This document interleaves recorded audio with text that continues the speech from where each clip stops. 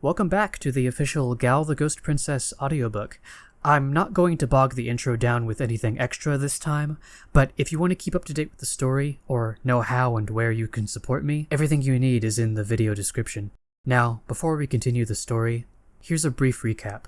Princess Gal and the royal family host a magical ceremony once a year to bring the spirits of the dearly departed to the people of the city. This year, it was Gal's turn to open up the connection to the other world, the Star Nation. But once she did, the most dangerous criminals that were supposed to be locked up in the offshore prison attacked the city. When a dark sorcerer attacks Gal's little sister, she sacrifices her life to save her.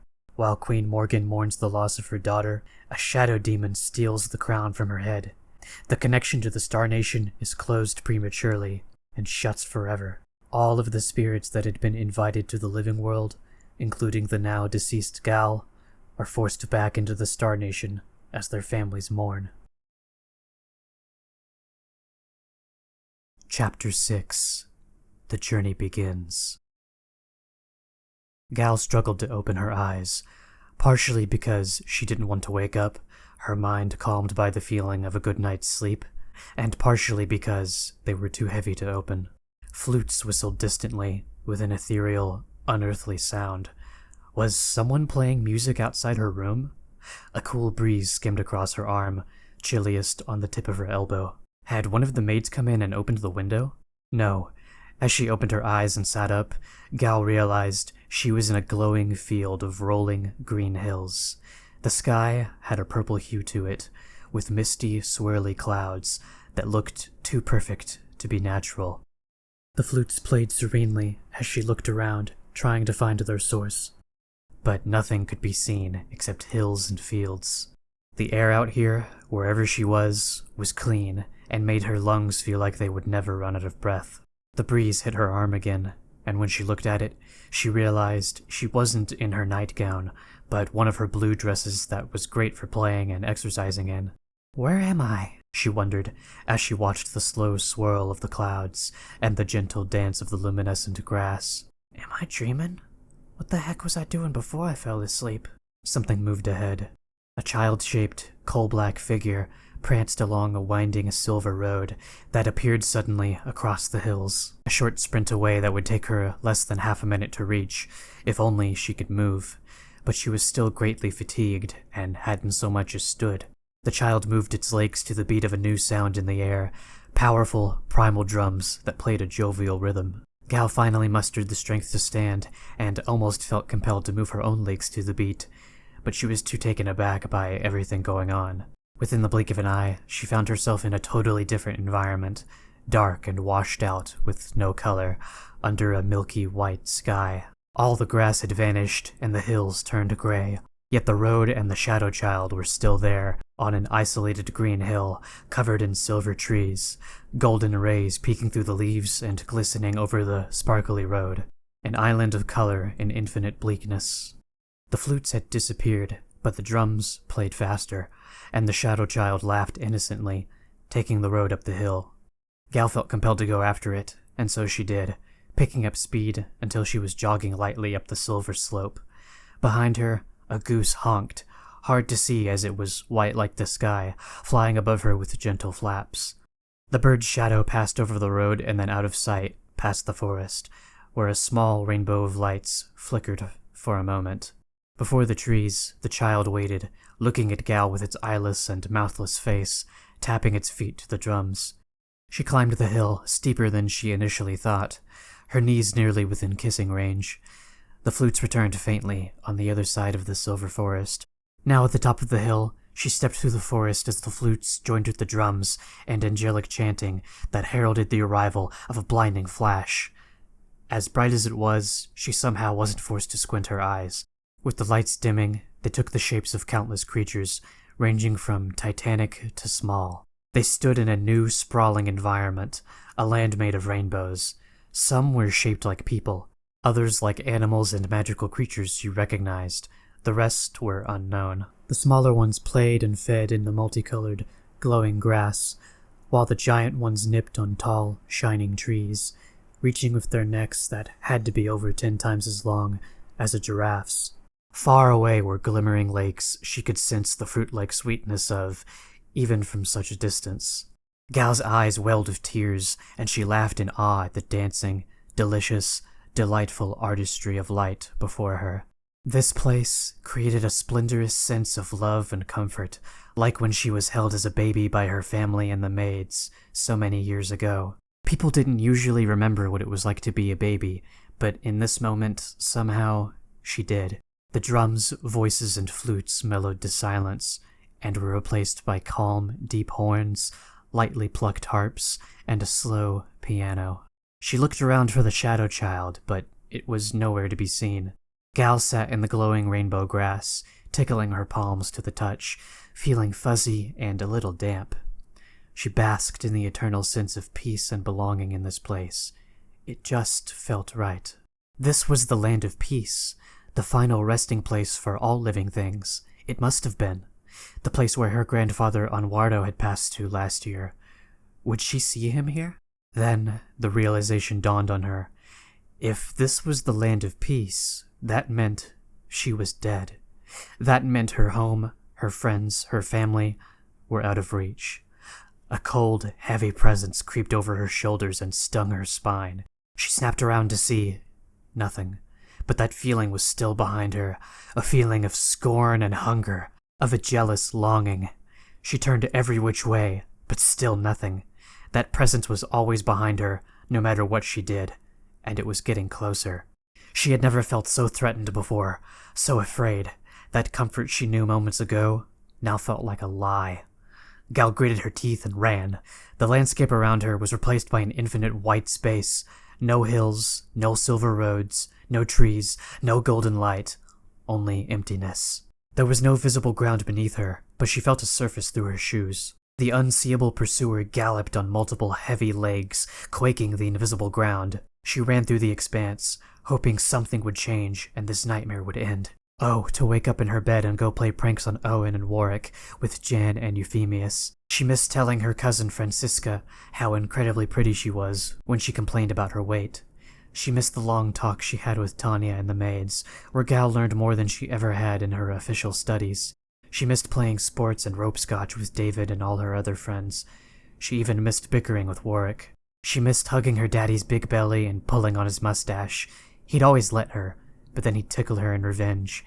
Gal never wanted to stop doing childish things like that. She didn't want to be like... Her mother's serious face came to mind, not bringing with it any memories in particular. But despite their constant disagreements, she needed so desperately to see her right now, to be in her strong, protective presence. Anything but running in this infinity, hoping an unknowable monster wouldn't catch her.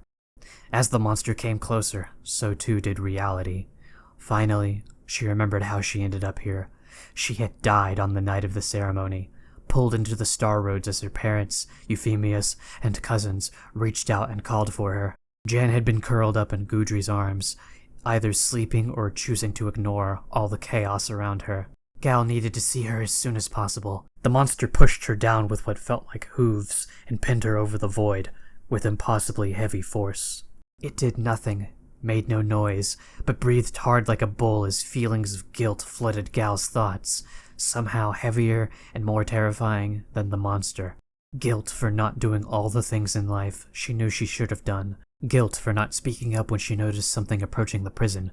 Guilt for leaving Jan behind at the tent and seeing her in danger with that evil sorcerer. Guilt for ignoring that scared-looking mother of the Ropescotch kids. Guilt for ignoring her own mother. She needed to be home, to go back to the way things always were. Finally, the presence spoke, not into her ears, but from inside her head, using her own voice. "You are not ready." Then she fell into a deep dark, swearing to do better when she woke up. Gal woke once again, her eyes raw and crusty, like she had just been crying. She sat up to find herself in a bright blue outcropping of grass. All around was a forest of thick blue trees that looked soft, like they weren't made of real wood. Luminous spores of many colors bounced in the air. Unlike the last place, this one, so far, remained unchanged. It reminded her of the magical forests from the living world. Gal looked at the green, starry sky, almost as dark as night, but she could see clearly as if it were day, thanks in no small part to the rainbow of flowing northern lights. Unlike the green northern lights from back home, here they were much closer to the ground, almost within reach. From the lights, small turquoise figures in the distance fell gently to the forest. Was Mapi one of them? She stood, studying the blue forest. Then her body levitated off the ground uncontrollably. She panicked and rolled around in the air, bumping her butt into a tree. Ouch! Her arms flailed as she tried to reach down and grab one of the roots. A twig tore into the end of her skirt, scraping her shin. She pressed against the tree and crawled down it, then hugged a root, kicking the twig out of her dress. She finally stopped floating away, but her legs were being pulled up as if she were caught in a strong current of water. There was a turquoise glow coming off her body, her arms, her dress, her hair, all glowing just like Mapi and the other spirits who visited every October. Her heart sank, weighed by a heavy pulse. She really was dead. First things first, she had to get her feet back on the ground. Gal closed her eyes and focused on the spirit crown atop her head. Wait, I still got the crown? She reached up to feel the crown with tangled bits of hair in it, and began to float away again. Oh no! No! No, no, no! Gal clenched her fists and toes, focusing on the crown, just like her father had taught her, to focus on the lockstone as if it were connected to her forehead. Before she knew it, she was back on the ground. She jumped and hovered, but fell slowly back down. Okay. She took a deep breath. Think, Gal, think. How do we get back home? She clenched her fists and looked to the sky, this time to see a school of over a dozen catfish swimming. Her mouth agape and eyes fluttering, she struggled to realize what she was looking at. She shook her head. Yep, definitely the Star Nation. She focused on the forest, and with one step forward, decided she wouldn't figure anything out by lingering here. Her best ideas came to her when she was on the move, when she was doing something, and she wasn't ready to think too hard about the fact that she was dead. She approached one of the trees, curious about how their surface felt when she wasn't clamoring around. She poked it. Its smooth surface reminded her of gelatin, but it didn't jiggle or squish when she pressed it, remaining firm, and smelling vaguely fruity. But there hadn't appeared to be anything growing from it, or from any of the trees around. She continued ahead, stepping over the shorter roots and walking around the taller ones, bulging out of the ground. Some had spaces beneath them where a person could crawl and hide in. The forest was mostly quiet, except for a calm chiming noise that she couldn't find the source of, eerily like the flutes from the Land of Peace. It was as if the forest itself had the sound in its very being. Two bright blue lights caught her attention past a few trees ahead. She squinted her eyes and traversed the roots to see what was making the lights move, but they seemed to be moving all on their own, and she could swear they had fluffy tails. Just as she noticed that detail, they disappeared behind some trees. She rushed ahead, hoping not to lose them, but they were gone. What's your name? Gal turned with a start to see the inquisitive eyes and black nose of a blue glowing fox in her face. She screamed and shot back until she bumped a tree, hitting the same spot on her butt from before, certain she'd bruised it by now. Benny! Another fox said angrily, crawling up from beneath the thick roots of a tree. Their limbs dangled under them as they hovered. Unlike Gal, they didn't panic at all about being off the ground. The first one, Benny, had a boyish, bright-eyed look to him. He seemed clueless, but in a cute way, like a lost puppy who didn't know he was lost. His face was round and fluffy, which complemented his timid, slightly raspy voice. The other one had a beard of fur falling from his furry face. He was clearly older. His face was thinner and sharper. They probably hadn't looked like this when they died, unless they had died recently, since spirits show their age through physical growth, much like things do in the living world. What'd I tell you about scaring the newbies? The older fox said, his nasally voice carrying a similar edge and intense energy of a city fellow from one of the countries north of Machoka. Sorry, Benny said with a strange mix of sincerity and carelessness. Just the silence was killing me, and she looked so friendly, and I just really wanted to say hi. He bounced in the air and wiggled his paws, with a strange mix of sincerity and carelessness. Gal stood. What are y'all? What, never seen foxes before? Teddy asked with a sarcastic smile, feigning the tone of something like a disgruntled merchant. What, never seen quality products like these before? Gal struggled to find the words. Not talking ones. Foxes ain't supposed to talk. Not like magical creatures and people do. They're not? Benny cocked his head, asking sheepishly. Then again, Tete did say animals can talk in the Star Nation. Gal rested her chin in her hand. Teddy sighed. Look, sorry about Benny here. He died when he was only a cub, so he don't know how the living world works. Or the Star Nation, as it seems. Benny shrugged with an awkward smile. I knew it, Gal said. This is the Star Nation. Uh-huh. Benny nodded. That's right, princess. Wait, how do you know I'm a princess? Benny's puppy dog eyes looked up and down at nothing in particular as he gathered his thoughts. Okay, so, you see, the Waka sent us here to find anyone who suddenly got returned from the crowns disappearing, and I was like, wow, that's a lot of work. And Teddy said, it's our job, you clod. And I said, I'm not a clod, you're a clod. Except, I don't know what a clod is, and I didn't want to hurt my brother's feelings by saying something possibly really offensive, and the guys at the office told us to come pick you up, Teddy said in a matter-of-fact way. Or, yeah, that answer's good too. Benny slouched forward, nodding and hugging his fluffy tail with a nervous grin. Let's start over. Teddy cleared his throat. I'm Teddy, this is Benny. We're Yoki, or spirit assistants. We help the Waka, also known as the government, with whatever they need. We're kind of like, the servants at your palace. Benny floated excitedly ahead of Teddy and spoke fast. Except we're like, not alive, or people, or live in a palace, or... As I was saying... Teddy cleared his throat with greater insistence. The Waka knew you were coming, so they sent Ben and I out to come pick you up. Oh, alright, Gal said, peeking at the rainbow lights through the leaves. Then she looked back at them. Do you guys know if my family's okay? That was what we were supposed to remember, Benny said, craning his neck to the sky as if his realization had come from above him. See, I told you forgot something. He lightly punched Teddy's arm. I didn't forget anything, you did! Teddy opened his sharp-toothed mouth wide, about to scream something, but his eyes shot towards Gal. He clamped his jaws shut and took a deep breath. Yes, your family is perfectly safe. The escaped convicts have all been taken care of, and your family is doing just fine at the palace. An enormous weight, one that had been with Gal ever since she was chased by the monster, lifted from her mind and body. She floated off the ground a few inches. Oops, Gal said, pushing herself back to the ground. The foxes looked at her with puzzled, furrowed brows.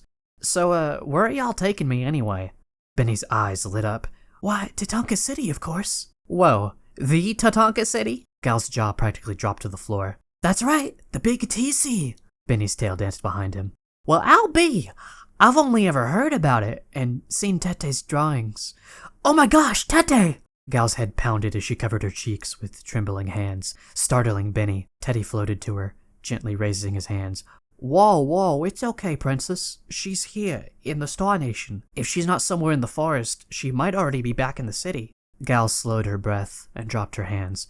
Okay, but I need to find her. Teddy nodded, smiling for the first time. We'll help you find her. But in case we don't on the way there, we need to take you back to the office to sign some paperwork. He shrugged. It's just routine stuff for every new spirit. Oh, alrighty then, Gal said, trailing off, not liking the idea of being a spirit at all. It's just, I need to find her and figure out how to get back home. Benny and Teddy's ears drooped as they gave each other a knowing, worried look. Oh boy, Ted? Benny grabbed his own tail. Leave it. She needs time, Teddy said uneasily. Time for what? Gal asked, feigning ignorance, but knowing full well what he meant. Maybe if she didn't accept it, reality wouldn't either. Let's just find your Tete princess, Teddy smiled. Her name's Ma P, right? You know her? Gal playfully smacked her forehead. Oh, duh, of course you do. Her being royalty and all. Well, we don't know her, but we know of her, Teddy said. I'll introduce y'all. She's the sweetest grandma ever, and y'all'll be nothing but blessed having her as your friend.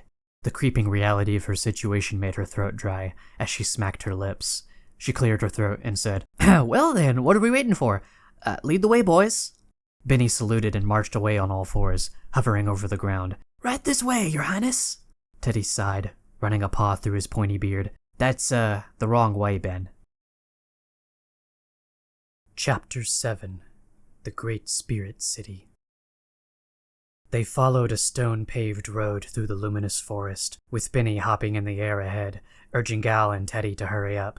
The road was lined with woodsy fairy architecture, street lights made of leaves, vines, and glowberries. not unlike those seen in the fairy forests back in the living world, except here everything had a floatiness and spectral glow.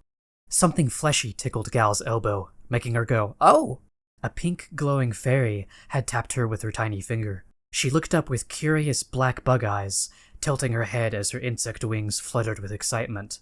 "Well, hey there," Gal said, as the fairy flew up to her face, nearly blinding her with the pink glow. "Hi, Cleo," Benny said, doubling back to the others. The fairy, Cleo, stayed focused on Gal and said, "Old can be new, and young can be old. What are you, girl? I have not been told." Her voice was small and charming. "Huh?" Gal raised a brow and glanced at the foxes, until the realization dawned. "Oh, is this one of those fairy riddles?" "You good at fairy riddles, princess?" Benny asked. Gal scrunched her nose and thought, "Not really. I've studied them in books, but no one fairy tells the same riddle. So it's like, you never know until you meet one, you know? Besides, every time I go to the forest, back where I'm from, I always have an armed escort. Fairies usually avoid me." "I'll help you out on this one," Benny said. "So, basically, she said..." He paused. "You forgot, didn't you?" Teddy said flatly. Benny scratched the back of his head, laughing sheepishly. Teddy sighed, not sounding completely annoyed, but more like a big brother that might have been thinking, "I'd expect nothing less from him."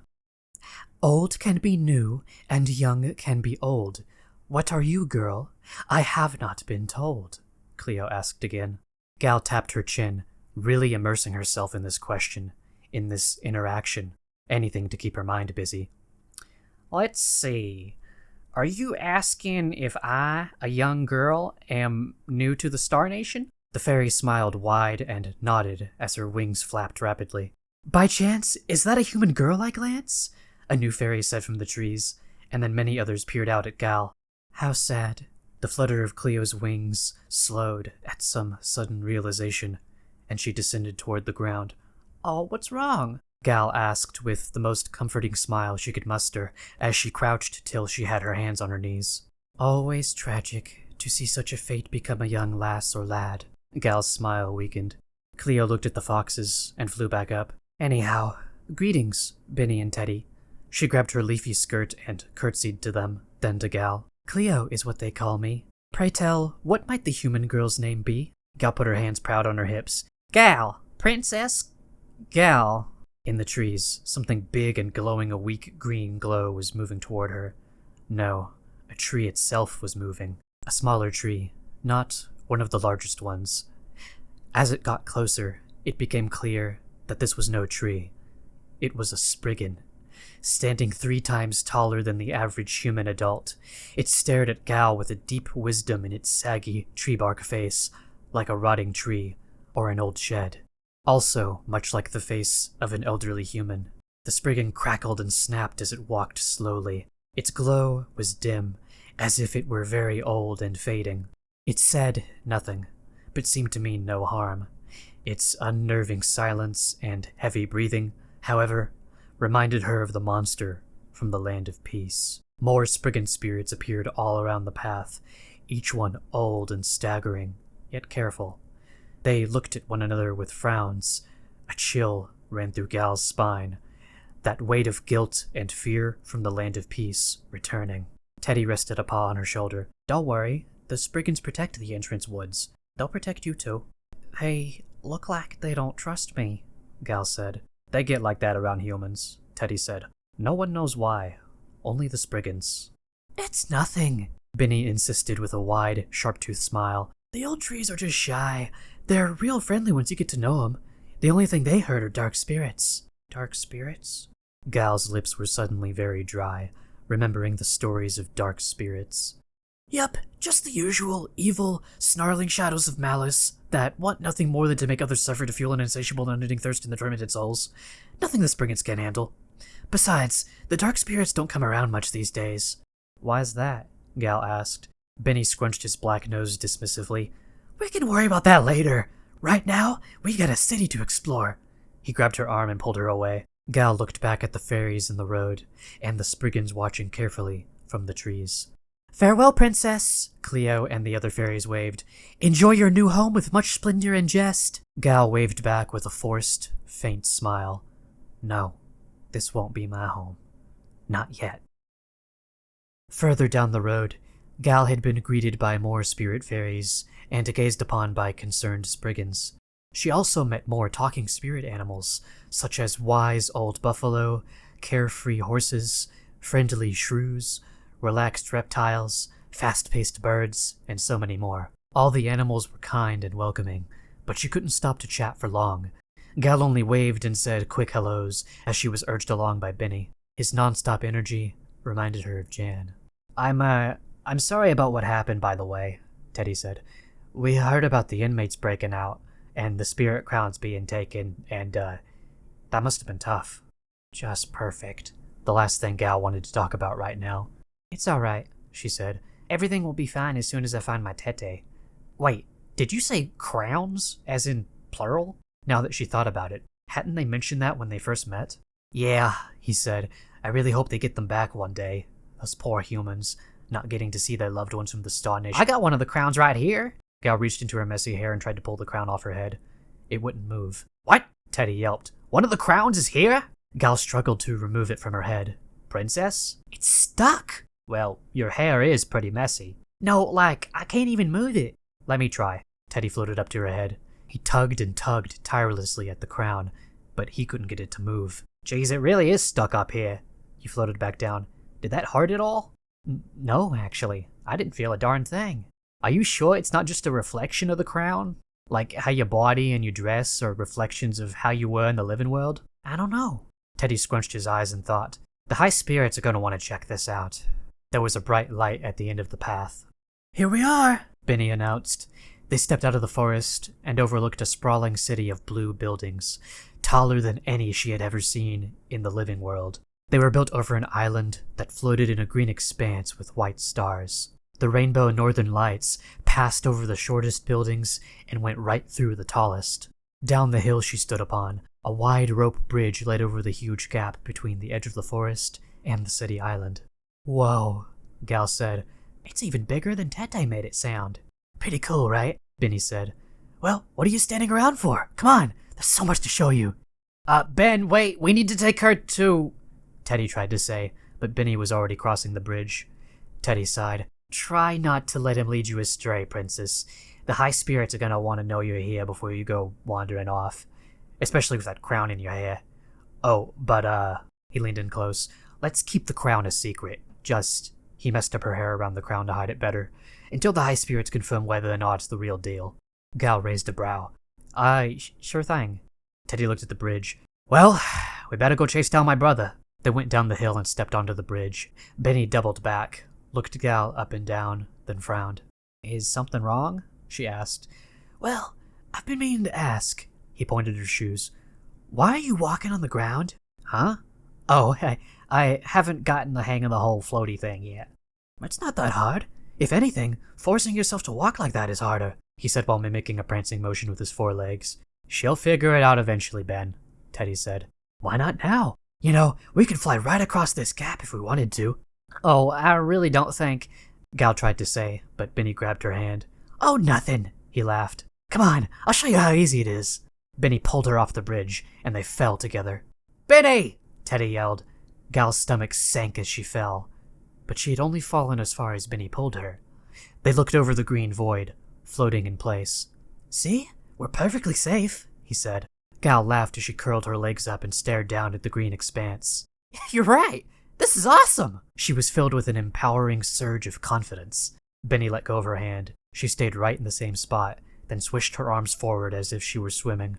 Benny guffawed. No! He keeled over, grabbing his stomach. It's way simpler than that. He wiped tears of laughter from his eyes. Think about how Ted and I have been doing it. He floated forward, making no movement with his limbs. Now you try. There's no technique or anything, you just do it. Alright, she said. Without much thought, she floated forward. Wait, it's really this easy? She yelped as she kept floating. Yeah, see? There's nothing to it. Teddy peeked over the edge of the bridge. Alright, you two. Get back up here so we can... Gal and Benny flew away toward the island. Teddy called out for them as they rocketed across the sky. When they approached the island, a familiar, low rumbling of drums and upbeat percussion came from the city. Is that what I think it is? she asked. Jazz! They said together. Gal shot over the edge of the island and overlooked the city.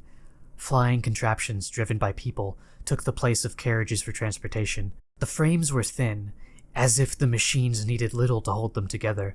They had many exposed cogs spinning together, with colorful steam popping out of whistles and exhaust pipes. How do those things fly? The gal said with a crack in her voice. Just like we do, Benny said. Nothing to it. Spirit humans and animals floated around together, mingling, laughing, and playing jazz. It was a lot like Numachoka, but also much more magical. Well, princess, Benny said, how's about a tour? You betcha. Teddy was flying toward them, calling out and demanding sternly they come back to him. Benny snapped his fingers to the beat of the city's music and sang, It might be hard at first to learn that you've just died, but don't be sad, princess. It's just like being alive. He leaned into her ear. Or so I've been told. They flew through the city, passing and waving at all the friendly spirits. Most were animals, as the humans had been visiting the living world. That was until... There was so much to do and so much left behind, but don't you worry or fret, 'cause Benny's by your side. You two can goof off later, Teddy said. We need to make sure the higher-ups know she's here. Benny cut him off, singing, Worry about that later. Let spontaneity kick you into gear. He grabbed her hand and they zipped through an avenue as he sang, I know that life is hard, but don't you see this place? You ain't alive no more. There ain't no pain to face. And that's what brings me to say, there's nothing to it. I know you can do it. There's nothing more simple than doing this little thing. It's called calming down and having fun taking in everything. Guys, Teddy yelled. They flew into a restaurant where the tables didn't touch the ground, and some people ate upside down or even did tricks to catch their food.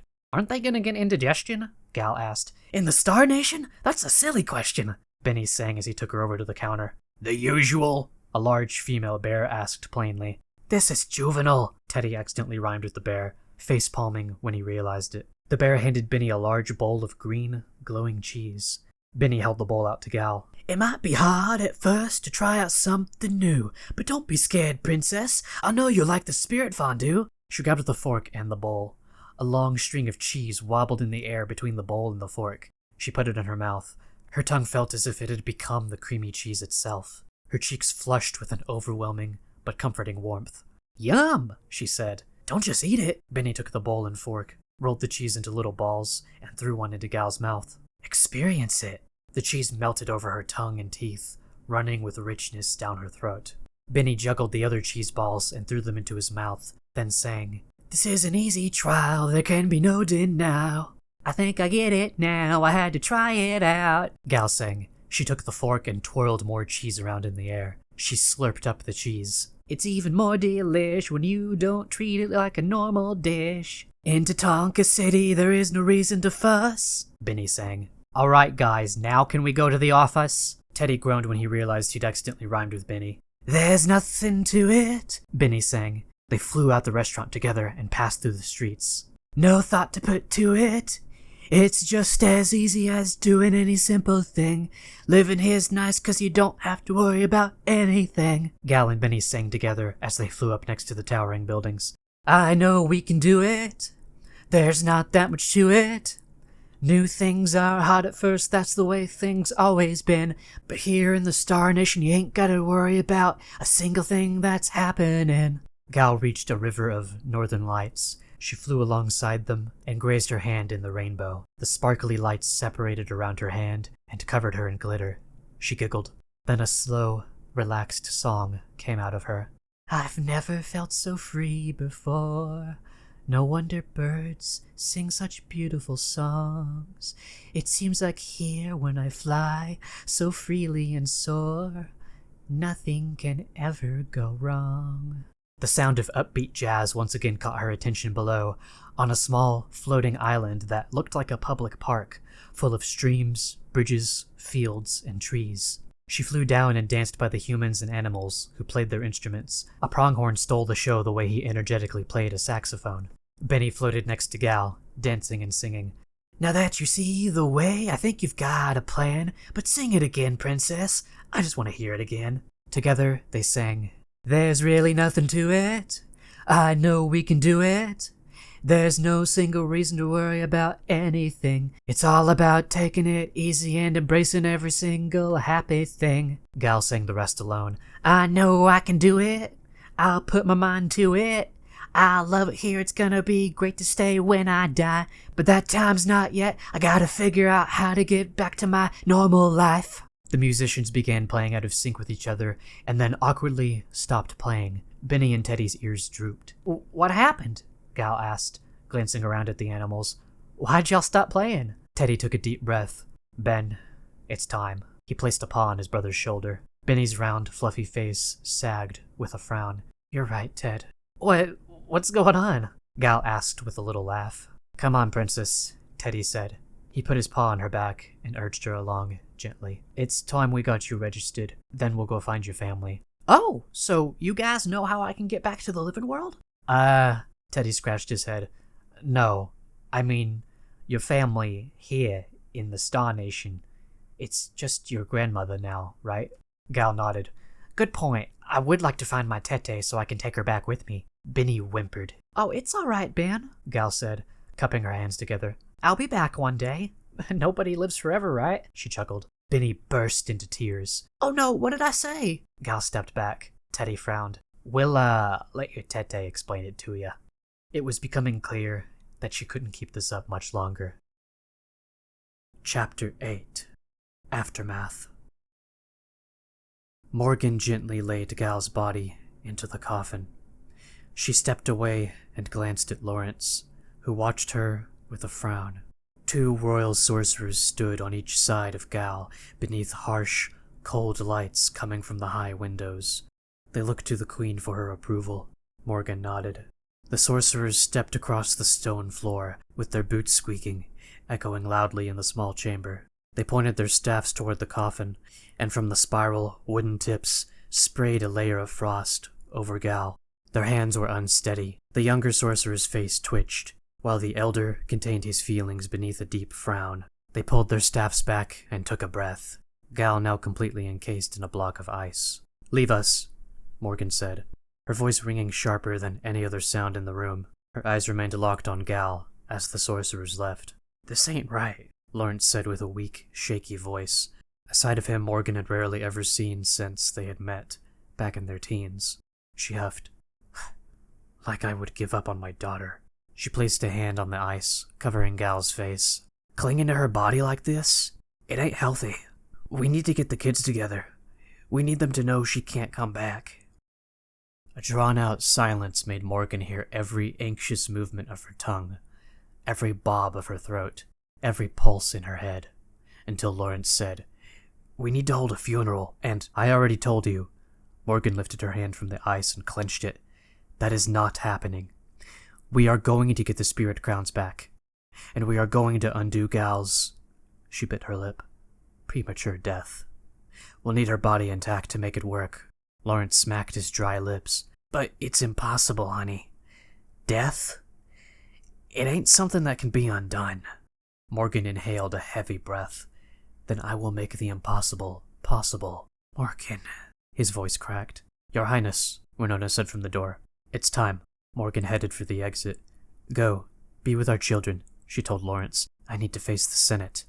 You don't get to talk to me like that, he said firmly, emotionally, stopping her with his voice. You don't get to push me away. The way he spoke, the way he had always spoken, no matter what tone he took on, got under her skin, paralyzed her. She knew he was always right, and right now, that was dangerous. She needed to get away from him before he converted her to his side, before he weakened her resolve to do what needed to be done. We will talk later, she said, avoiding eye contact. Right now, the children need you. They need both of us, he whispered desperately. She finally looked at him, almost wincing at his pained expression. If I do not take care of things, they will never see their sister again. Do you want to be the one to tell them that we did not even try? He stared, not needing to say anything. She blinked away her shame.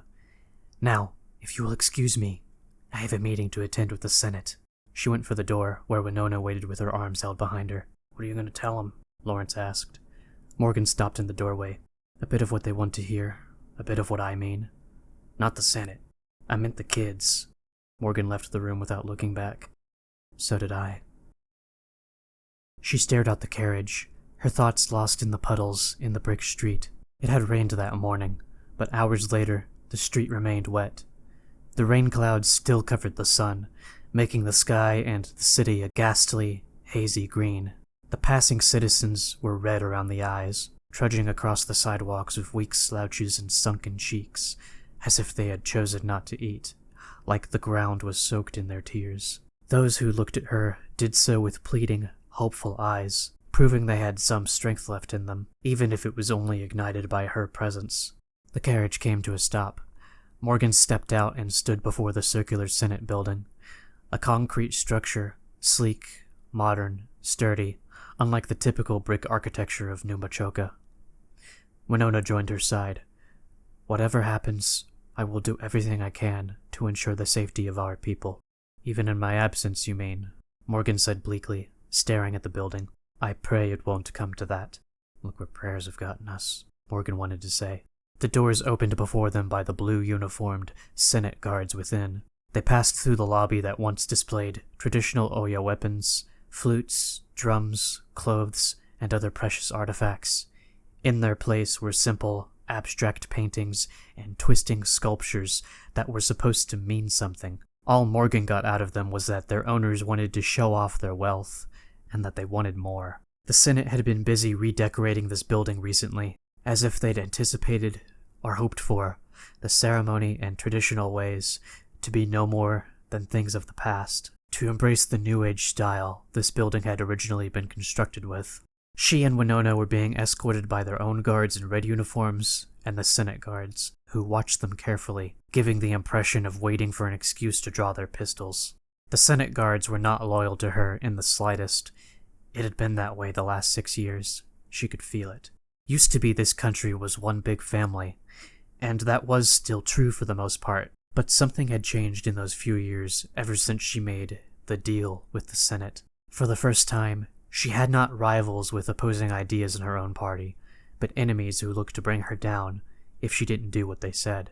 And now, on her way to meet with them, she feared they would only strangle her tighter in their web of lies. "They already call you the Blood Queen," they had said those years ago. "Think about what they would call you if they found out the real worst things you have done."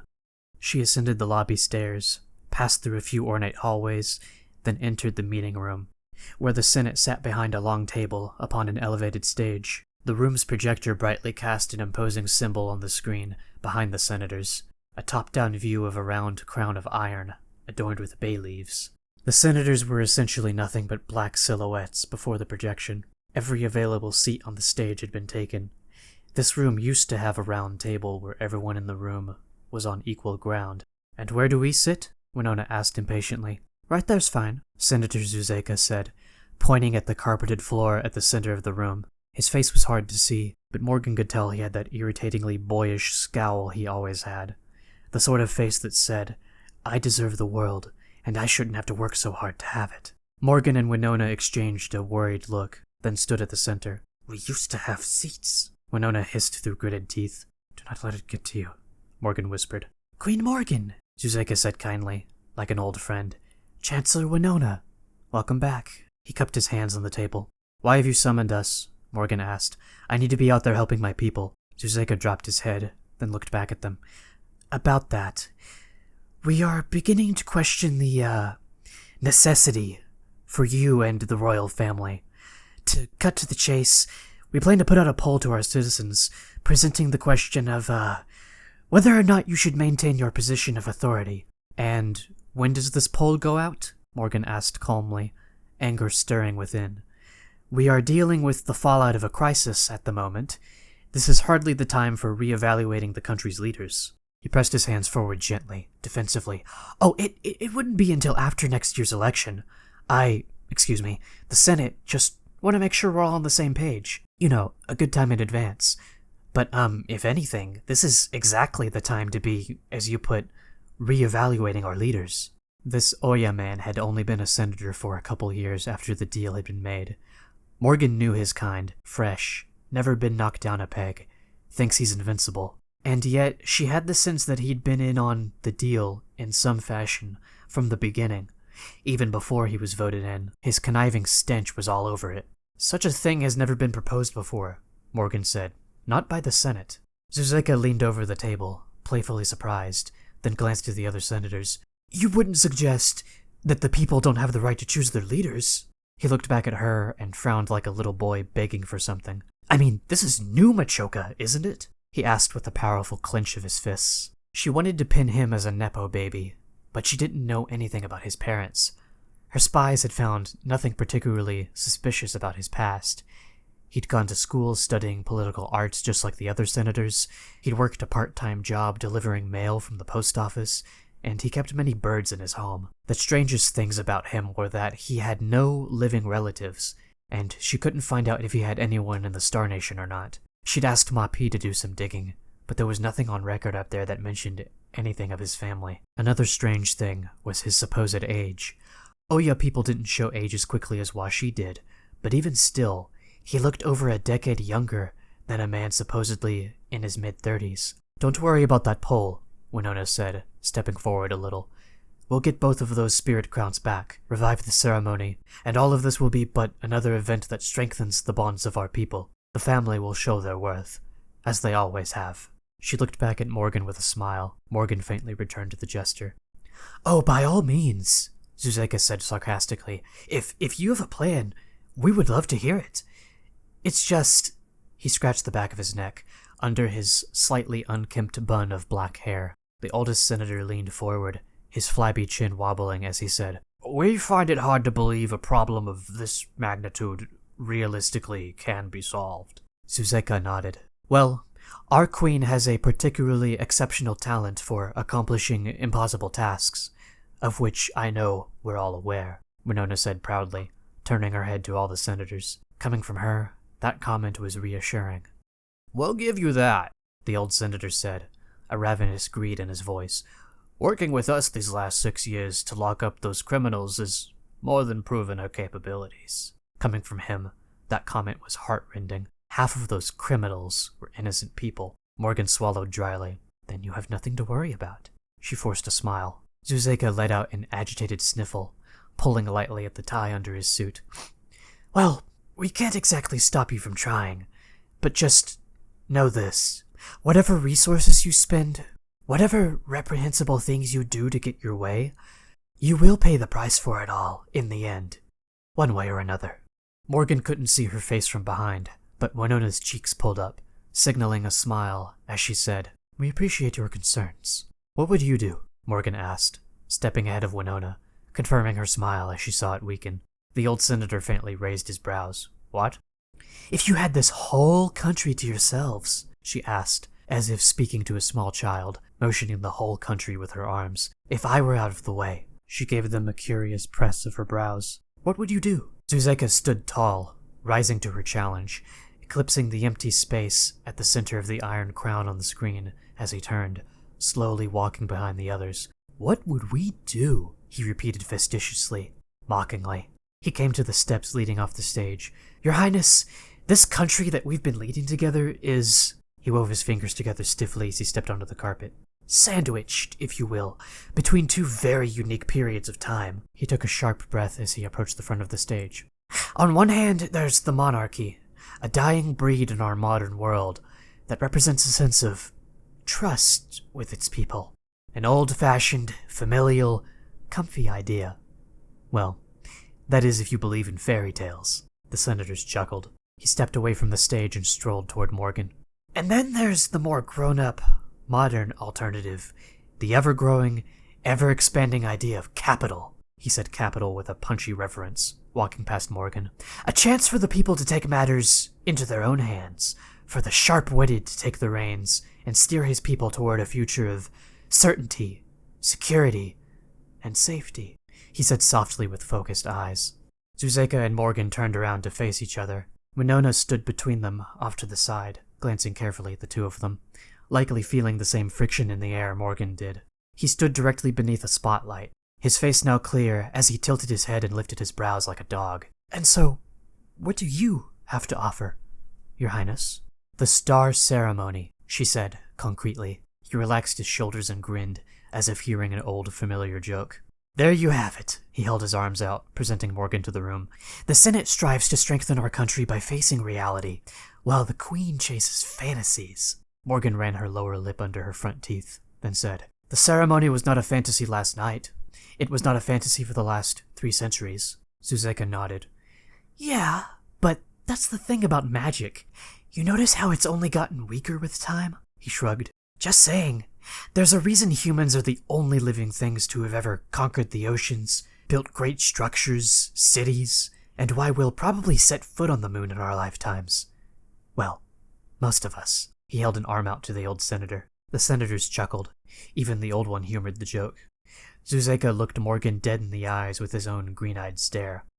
It's because humans don't need magic to survive. We, this country, have been relying on it for too long, not reaching our full potential as opportunists, as pioneers. The Senate agreed, nodding their heads. We don't need that power. We are power. That's what it means to be a family, to be human. He stretched his arms out to his sides and raised his head to the bright ceiling, as if challenging a higher power. The senators stood, clapping their hands. Morgan's heart quaked, and she noticed Winona's chest moving fast. Zuzeka walked across the room, waving his arms theatrically. We survive! We persevere! We outlast! He dropped his arms, green eyes shining as he said, So, I ask again, Queen Morgan, what do you have to offer at this moment, at this turning point in our history? Morgan looked to Winona, who saw her, and tried to straighten quivering lips. She took a breath and raised her chin. The same thing I always have. The same thing that has kept our people safe and happy for hundreds of years. She shook her head. I do not need fancy words to show that. Zuzeka smirked and squared his shoulders. No, because you do all your work in the dark. He looked her up and down. You get your hands dirty, and nobody but the people in this room has ever been the wiser. And it's thanks to everything you've done for the people in this room that it's stayed that way these last 6 years. He inhaled, then inched toward her. Well, now that we all know where we stand, now that we all know you're going to spend the next 13 months chasing wild geese, he held his hand out to her with an unnervingly welcoming smile. Let the games begin. Morgan raised her chin higher, looking down on him, which wasn't hard since he was about a couple feet shorter than herself. Indeed, she glanced at his hand. Are we done here? His eyes glistened softly, as if he were about to cry, but then he pulled his hand away and smirked again, then slowly went back to the stage. Morgan headed for the exit, Winona following behind her. When she entered the hallway, she faintly heard Zuzeka say, with a chuckle, And what a fun time we'll have.